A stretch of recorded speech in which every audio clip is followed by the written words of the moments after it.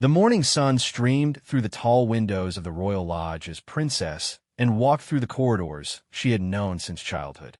At 73 years old, she moved with the same purposeful stride that had characterized her entire life.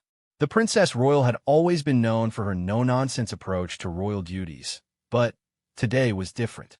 Today, she was on a personal mission that would unveil secrets hidden for decades, and had received word that morning from the estate manager about a discovery made during routine maintenance work in one of the older sections of the building. Workers had found a concealed compartment behind a false panel in what had once been a private study used by members of the royal family. The manager's voice had trembled slightly when he called, suggesting that the contents might be of significant importance to the family. As Anne approached the study, memories flooded back. This room had witnessed countless private conversations, family gatherings, and moments of both joy and sorrow. The walls, lined with dark wood paneling and adorned with portraits of ancestors, seemed to hold the whispers of the past. She remembered playing hide and seek here as a child with her brothers, never knowing that the room itself held its own hidden secrets. The estate manager, Mr. Henderson, stood waiting by the exposed compartment. His weathered face showed a mixture of excitement and apprehension. He had served the royal family for over 40 years and understood the delicate nature of any discovery within these walls. Behind him, two security officers maintained a respectful distance, their presence a reminder of the protocols that governed even the most private royal moments. "Your Royal Highness," Henderson began, bowing slightly. "We discovered this while checking for moisture damage after last week's storms. The panel was expertly concealed. If not for the slight warping of the wood, we might never have found it," and nodded, her keen eyes already examining the opening. The compartment was larger than she had expected, roughly 3 feet wide and 2 feet deep, carved into the thick walls of the old building. Inside, she could see several items wrapped in what appeared to be silk cloth, along with various boxes and cases of different sizes. "Has anyone else seen this?" and asked, her voice carrying the authority of someone accustomed to managing sensitive situations. "Only myself and the 2 workers who made the discovery, ma'am. I dismissed them immediately and called security before contacting you," Henderson replied, and appreciated his discretion. In her decades of royal service, she had learned that privacy was not just a luxury, but often necessity. She pulled on the white gloves Henderson offered and reached for the first item. As she unwrapped the silk covering, her breath caught. Nestled within was a sapphire and diamond necklace she recognized immediately. It was one of Diana's pieces, a gift from a Middle Eastern royal family during an official visit in the early 1990s. The sapphires caught the light, their deep blue reminiscent of Diana's eyes that had captivated the world. "Dear God," and whispered, unusual emotion creeping into her typically controlled voice. She carefully set the necklace aside and reached for another package. This one contained a pair of emerald earrings that Diana had worn to a state banquet in 1986. And remembered the evening well. Diana had been radiant, the emeralds complementing her green gown perfectly. The press had dubbed her England's Emerald Rose the following day. As Anne continued to unwrap item after item, a pattern emerged. These were not just any pieces from Diana's collection. These were the personal favorites, the pieces she had worn during significant moments of her life. Here was the pearl choker she had worn to countless charity events. There the diamond bracelet Charles had given her on their 5th wedding anniversary, a time when their marriage still held hope. Among the jewelry, Anne found several leather-bound journals. She opened one carefully, recognizing Diana's distinctive handwriting immediately. The pages were filled with notes about each piece, where it came from, when she wore it, and, most poignantly, which pieces she hoped to pass on to her sons. One entry, dated just months before her death, caught Anne's attention. These treasures represent more than mere adornment. They are memories crystallized, moments of joy in a life that has known its share of sorrow. I hope that one day, William and Harry will understand that their mother was more than the headline suggested. These pieces tell the story of a woman who tried to bring light into dark places, who wore beauty as armor against the coldness of the world, and felt an unexpected tightness in her throat. She and Diana had never been particularly close. Their personalities were too different, their approaches to royal life almost diametrically opposed, and had often been privately critical of what she saw as Diana's need for attention, her emotional displays, her courting of the media. But reading these private thoughts, seeing the careful way Diana had preserved these memories for her sons, and felt a newfound understanding of her late sister-in-law. The collection was extensive. There were tiaras that had been wedding gifts, brooches with hidden meanings known only to Diana, rings that marked private celebrations. Each piece was meticulously cataloged in Diana's journals, creating a kind of memoir in jewelry form, and found a velvet case containing a simple gold locket. Inside were tiny photographs of William and Harry as babies. The journal entry for this piece was particularly moving. "This locket never leaves my person when I travel. No matter where duty takes me, my boys are close to my heart. The world sees the princess, but this locket knows the mother." As Anne delved deeper into the collection, she began to piece together how it had come to be hidden.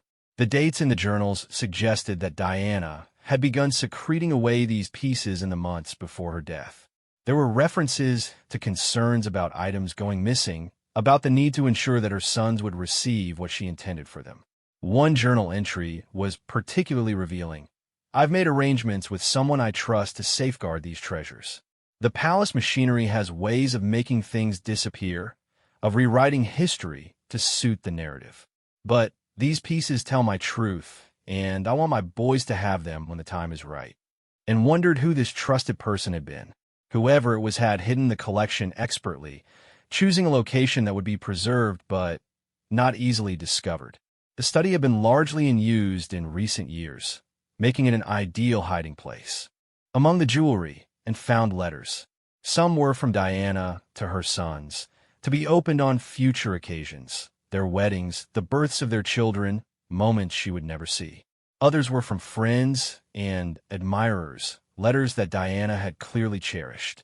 There was even a note from Mother Teresa, blessing a simple cross necklace that lay alongside it. The discovery was overwhelming in its completeness. It was as if Diana had created a time capsule of her life, preserved in precious metals and gems. But more than that, it was a mother's legacy to her children, hidden away to protect it from the complex politics of palace life. And sat back on her heels, surrounded by the glittering array. She thought of William and Harry, now grown men with families of their own. They had been so young when they lost their mother, robbed of the chance to know her as adults. This collection would give them something precious, a tangible connection to the woman Diana had been, beyond the myth and the media portrayal. But the discovery also raised complicated questions. Why had Diana felt the need to hide these pieces? What had she feared would happen to them? And perhaps most importantly, who had helped her, and why had they never come forward after her death? And carefully photographed each piece and its corresponding journal entry, creating a digital record before returning everything to the compartment. This was not a decision she could make alone. The palace would need to be informed, legal advisors consulted, and, most importantly, William and Harry would need to be told. As she prepared to leave, and noticed one final item she had initially overlooked. It was a small silver frame containing a photograph of Diana with her sons, taken during what appeared to be a private moment at Highgrove. All three were laughing, caught in a moment of pure joy. On the back, Diana had written, "The only jewels that truly mattered," and carefully wrapped the frame and placed it back with the rest. As she stood to leave, she felt the weight of responsibility settling on her shoulders. She had often been called the hardest-working royal, the one who could be relied upon to handle difficult situations with discretion and efficiency. But this was different. This was about family, about healing old wounds, and honoring the memory of a woman who had been both revered and reviled, often in equal measure.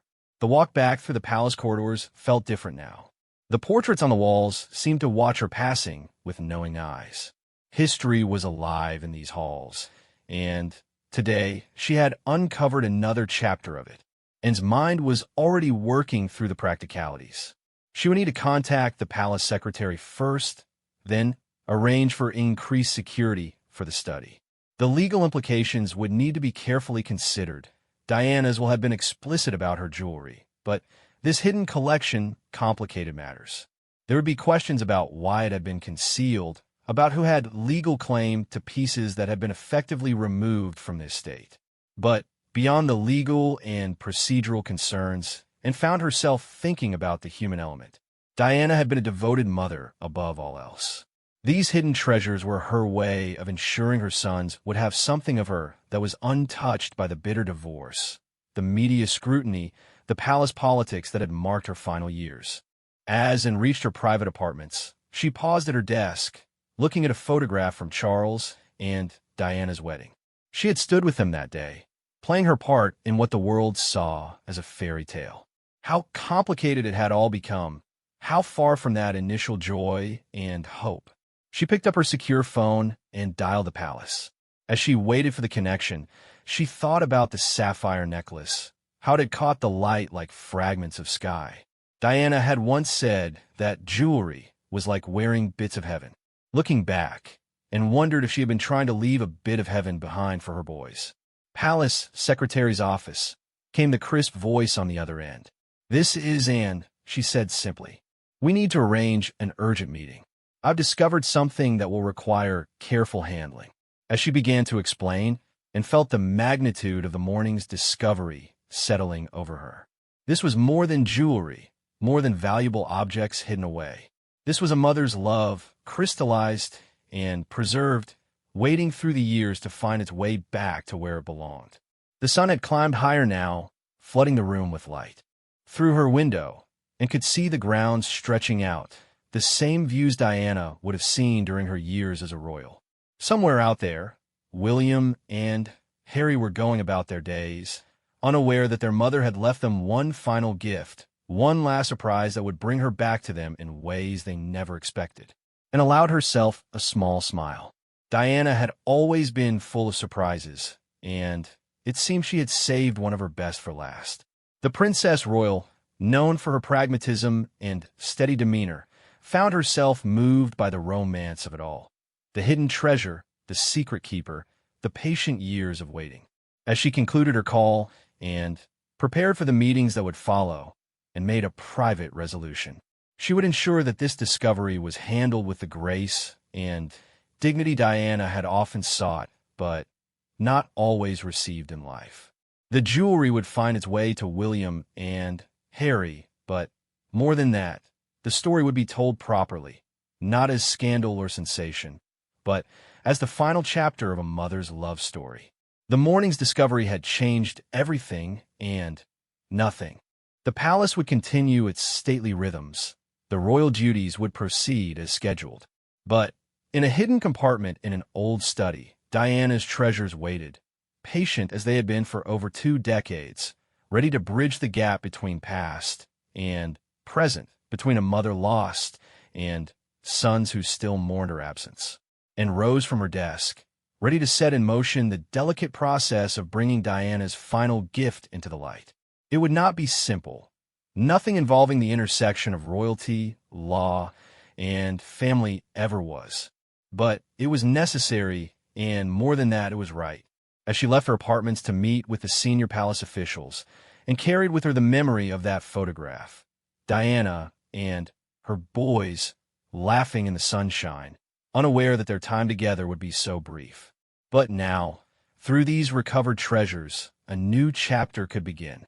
The jewels would sparkle again, the stories would be told, and perhaps in some small way, a mother's presence would be felt once more by the sons who had never stopped missing her. The discovery in the Royal Lodge study was more than and could have imagined when she woke that morning. It was history recovered, love preserved, and hope restored. As she walked through the palace halls, her footsteps echoing on marble floors that had witnessed centuries of royal drama, and knew that she had been chosen for this moment.